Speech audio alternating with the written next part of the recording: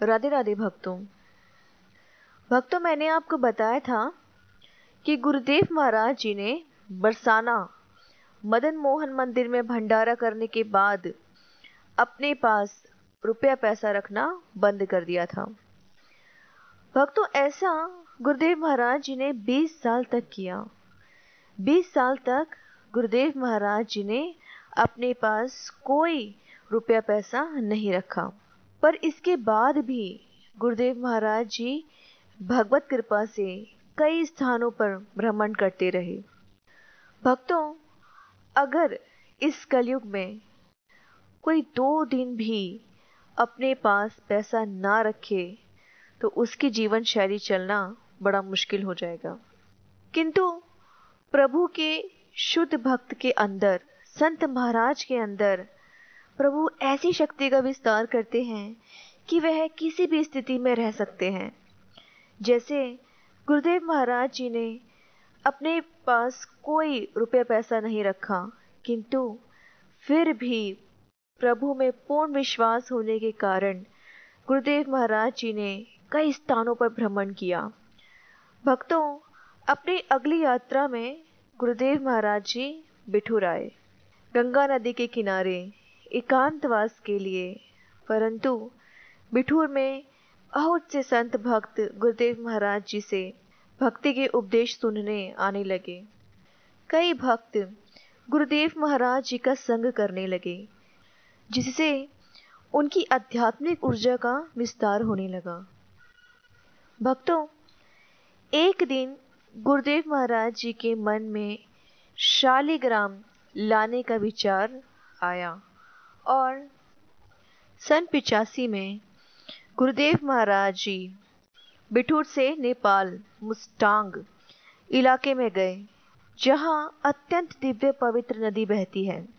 भक्तों, गुरुदेव महाराज जी बताते हैं कि इस गंडकी नदी का आध्यात्मिक वर्णन पूरी तरह से करना बहुत मुश्किल है, क्योंकि गंडकी नदी का स्थान महान सिद्धों का पवित्र स्थान रह चुका है।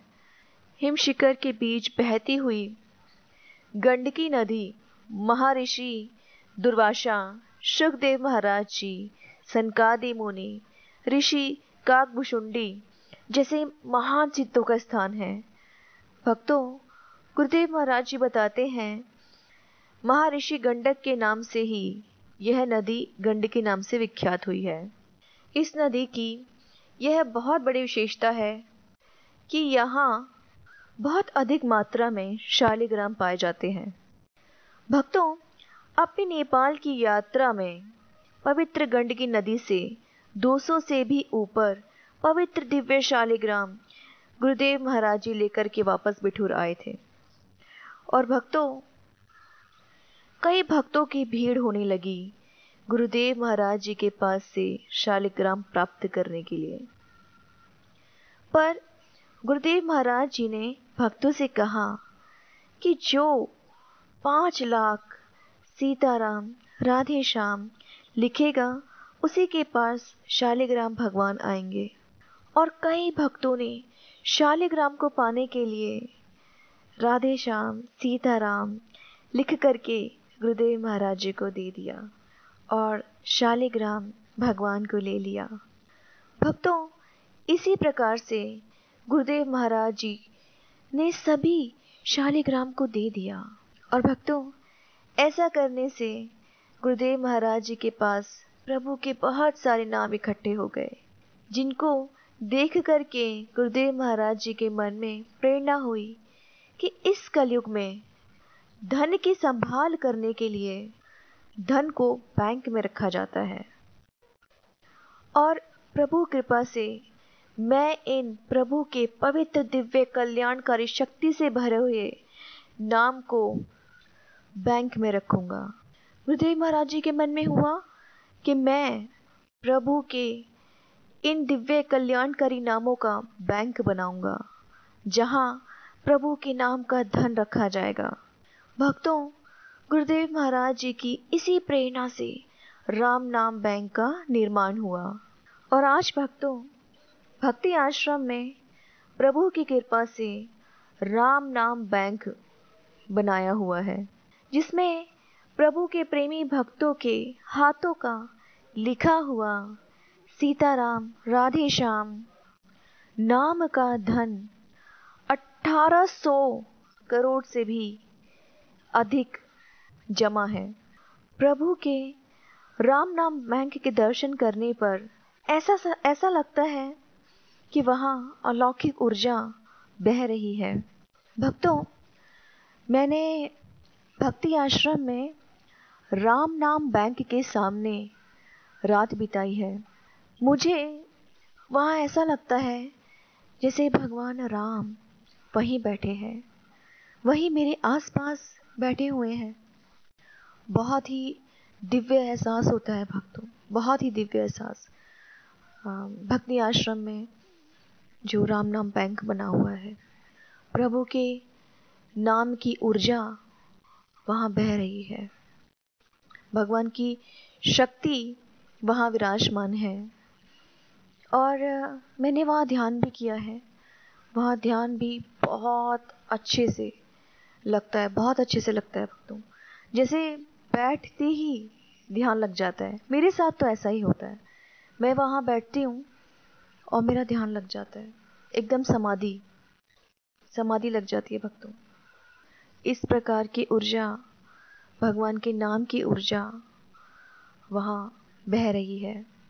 भक्तों, मैं आपको इससे पहले ये बता रही थी कि गुरुदेव महाराज जी नेपाल से जब बिठूर वापस आ गए, तब वह भागवत कथा भी सुनाने लगे।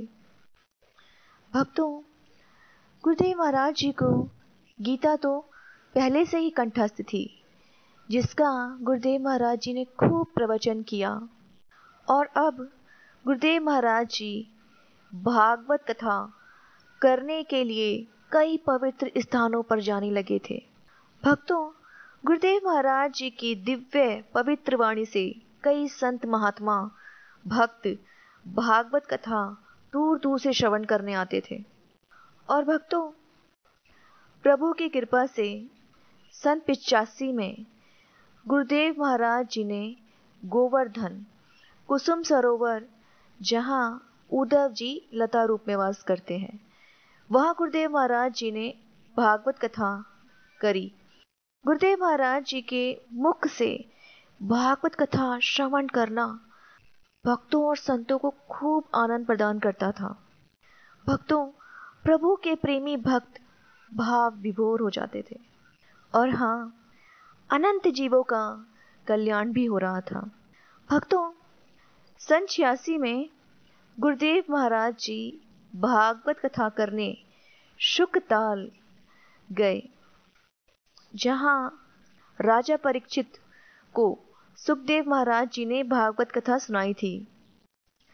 भक्तों, गुरुदेव महाराज जी ने उसी वट वृक्ष के नीचे कथा सुनाई, जिस वट वृक्ष के नीचे सुखदेव महाराज जी ने भागवत कथा सुनाई थी।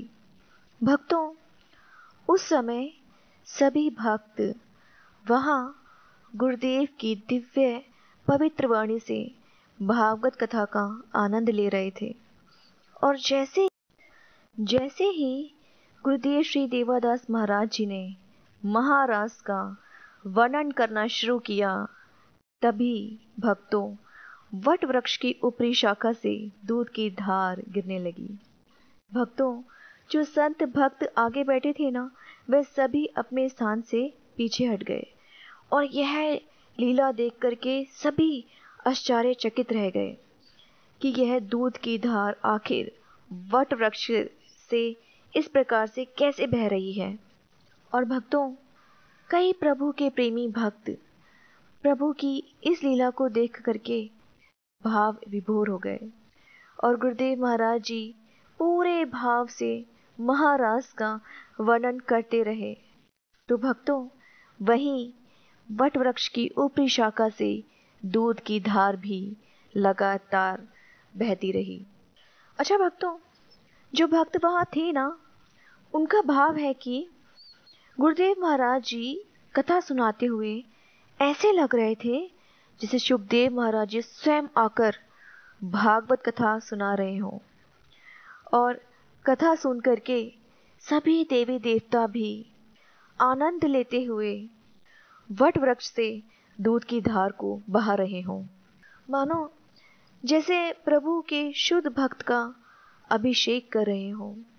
वैसे तो भक्तों, शास्त्रों में भी लिखा है कि जहाँ किसी शुद्ध भक्त के मुख से भागवत कथा सुनाई जाती है, वहाँ देवी देवता भी भागवत कथा का आनंद लेने आते हैं और प्रभु कृष्ण भी भागवत कथा का आनंद लेते हुए इस प्रकार की लीलाएं करते हैं, जिस प्रकार से गुरुदेव महाराज जी के साथ दूध गिरने की यह लीला हुई। सच भक्तों, कितनी कृपा है गुरुदेव महाराज जी के ऊपर, ठाकुर जी की इस लीला से पता चलता है। भक्तों, जब मैंने गुरुदेव महाराज जी की दिव्य पवित्र वाणी से भागवत कथा को भक्ति आश्रम चैनल पर श्रवण किया था, तो कथा सुनते वक्त ना मैं अपनी आंखों को बंद कर लिया करती थी। भक्तों, आंखें बंद करने पर मुझे ऐसा एहसास होता जैसे मैं चित्रकूट में मंदाकिनी नदी के किनारे कई संत और भक्तों के बीच बैठकर गुरुदेव महाराज जी की पवित्र वाणी से भागवत कथा का आनंद ले रही हूँ और वहीं मंदाकिनी नदी की लहरें खूब ऊंची ऊंची उठ रही हैं, जैसे वह भी प्रभु कृष्ण की कथाओं का खूब आनंद ले रही हूँ। भक्तों, मुझे ऐसा क्यों लग रहा था कि मैं मंदाकिनी नदी के किनारे बैठी हूँ, चित्रकूट में कथा चल रही है? भक्तों, क्योंकि जब गुरुदेव महाराज जी ने चित्रकूट में भागवत कथा मंदाकिनी नदी के किनारे सुनाई थी, तब बिल्कुल यही नज़ारा था। वहाँ का कई संत भक्तों के साथ मंदाकिनी नदी भी कृष्ण कथा का आनंद ले रही थी। भक्तों, कितना सुंदर दृश्य होगा ना, जब मंदाकिनी नदी के किनारे कई भक्त संत एक साथ होंगे और प्रभु कृष्ण की लीलाओं के विषय में सुनाया जा रहा होगा। कितना सुखद हो गया होगा वहाँ का वातावरण, कृष्ण कृष्ण, राधा राधा, गोपियाँ और भगवान के भक्तों के बारे में सुनाने से, गुरुदेव महाराज की पवित्र वाणी से। भक्तों, इसी प्रकार से गुरुदेव महाराज जी ने 200 से भी ऊपर कई पवित्र स्थानों पर भागवत कथा सुनाई। अब भक्तों, सभी पवित्र स्थानों के बारे में तो वर्णन करना बहुत मुश्किल है, फिर भी कुछ पवित्र स्थानों के नाम बता रही हूँ जहाँ गुरुदेव श्री देवादास महाराज जी ने प्रभु कृपा से भागवत कथा सुनाई। भक्तों, बद्रीनाथ में 3 बार भागवत कथा गुरुदेव श्री देवादास महाराज ने करी। नैमिषारण्य में जहाँ सूत जी ने भागवत कथा सुनाई थी, वहाँ भी गुरुदेव महाराज जी ने 3 बार कथा सुनाई। भक्तों, द्वारिका में भी 1 बार कथा हुई और वहीं चित्रकूट में गुरुदेव महाराज जी ने 3 बार कथा करी। और भक्तों, हमारी जो प्यारी सी राधा रानी है, श्री जी हैं, श्री जी के महल में भी गुरुदेव महाराज जी ने 1 बार कथा करी।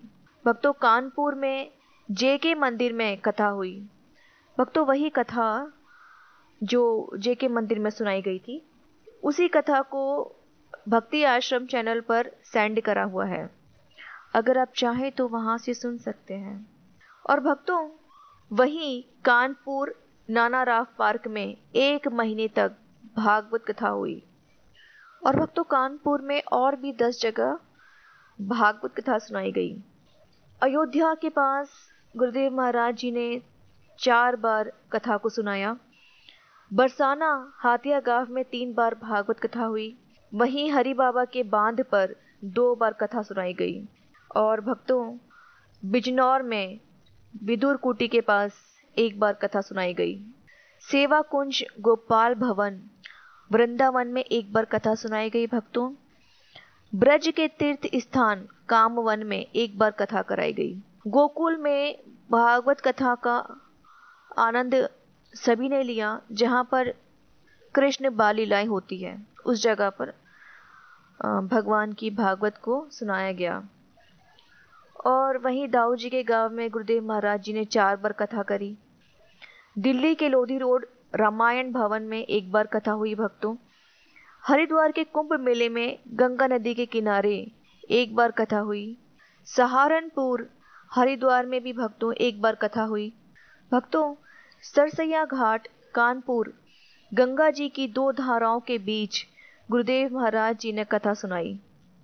बिठूर में आरोग्य धाम में गुरुदेव महाराज जी ने कथा सुनाई। कन्नौज में भक्तों एक बार कथा सुनाई। और भक्तों, राजस्थान के तो बहुत से इलाकों में गुरुदेव महाराज जी ने कथा सुनाई। देहरादून में 2 बार कथा कराई गई। भक्तों, संभल में कथा हुई, जहाँ कल्कि प्रभु का अवतार होगा, वहाँ 3 बार गुरुदेव महाराज जी ने कथा करी। और भक्तों, पंजाब में तो गुरुदेव महाराज जी ने बहुत से स्थानों पर कथा सुनाई, जैसे पटियाला, लुधियाना, चंडीगढ़, होशियारपुर, अंबाला में तो भक्तों 11 बार कथा हुई। जलंधर, गुरु सहायगंज। भक्तों, एक बार गुरुदेव महाराज जी कथा करने धारीवाल गए, जो पंजाब में ही है। भक्तों, यहाँ गुरुदेव महाराज जी को धारीवाल स्टेशन पर रात के 3 बजे उतरना था। भक्तों, जितने भी यात्री गुरुदेव महाराज जी के साथ थे, वह सब अपने अपने स्टेशन आने पर उतर गए थे। और अब रात के 9 बजे ही गुरुदेव महाराज जी ट्रेन के डब्बे में अकेले रह गए थे। गुरुदेव महाराज जी को जहां उतरना था वह बहुत छोटा स्टेशन था, धारीवाल। भक्तों, गुरुदेव महाराज जी के साथ कोई भी नहीं था। गुरुदेव महाराज जी को 10 बजे के आसपास नींद आने लगी थी। तभी गुरुदेव महाराज जी को थोड़ी सी चिंता हुई कि जब स्टेशन आएगा तो कहीं मैं सोता ना रह जाऊं। भक्तों, गुरुदेव महाराज जी ने ठाकुर जी से यूं ही कहा कि रात को 3 बजे मुझे स्टेशन पर उतरना है, बस प्रभु आंख खुल जाए मेरी। इतना कहकर गुरुदेव महाराज जी सो गए। भक्तों, तभी रात के 2:30 बजे गुरुदेव महाराज जी को एक व्यक्ति ने अपने हाथों के स्पर्श से उठाया और कहा, उठो, देखो स्टेशन जल्दी आ गया है, तुम्हें यहाँ भागवत कथा सुनानी है, अब उठ जाओ नहीं तो ट्रेन चल देगी। भक्तों, इतना गुरुदेव महाराज जी ने सुना था और उस व्यक्ति के हाथों के स्पर्श से गुरुदेव महाराज जी उठ करके बैठ गए। भक्तों, गुरुदेव महाराज जी ने खिड़की से बाहर देखा तो धारीवाल स्टेशन आ गया था, पर गुरुदेव महाराज जी के आसपास कोई नहीं था। गुरुदेव महाराज जी जल्दी से ट्रेन से नीचे उतरे और पूरे स्टेशन पर अपनी नज़र इधर उधर दौड़ाने लगे, तो कोई नहीं था। गुरुदेव महाराज जी ने फिर से ट्रेन में झांक करके देखा, वहां भी कोई नहीं था। भक्तों, फिर से स्टेशन की तरफ देखा तो पूरा स्टेशन निर्जन पड़ा था, दूर दूर तक कोई नहीं दिखाई दे रहा था। भक्तों, गुरुदेव महाराज जी सोचने लगे कि वह व्यक्ति कौन था, कहाँ गया जिसने मुझे उठाया था। भक्तों, तभी गुरुदेव महाराज जी को उस व्यक्ति के कहे हुए बोल याद आए कि उठ जाओ, तुम्हें यहाँ भागवत कथा सुनानी है। बस भक्तों, इस बात को याद करते ही गुरुदेव श्री देवादास महाराज जी की आंखें प्रेम अश्रुओं से भर गई। गुरुदेव महाराज जी ने ठाकुर जी को धन्यवाद कहा और स्टेशन से बाहर की तरफ जाने लगे। उस स्पर्श को सोचते हुए, कृष्ण कृष्ण नाम की पुकार करते हुए, आंखों से प्रेम अश्रुओं को बहाते हुए गुरुदेव श्री देवादास महाराज जी उस छोटे से स्टेशन से बाहर निकल आए। भक्तों, हमारे कृष्ण, हमारे ठाकुर जी हैं ही ऐसे कि अपने प्रेमी भक्तों की रक्षा पग पग पर करते हैं, अपने भक्तों की संभाल करते हैं, भगवत कृपा का एहसास दिलाते हैं, यह महसूस कराते हैं कि तुमने मुझे जो समर्पण किया है उसमें मैं हमेशा तुम्हारे साथ हूँ। भक्तों, गुरुदेव महाराज जी को भी भगवत कृपा का एहसास पग पग पर हुआ। भक्तों, आज कथा को यहीं विराम देती हूँ। ऐसे महान पूज्य गुरुदेव श्री देवादास महाराज जी के श्री चरणों में कोटि कोटि नमन करती हूँ। श्री राधे, श्री राधे।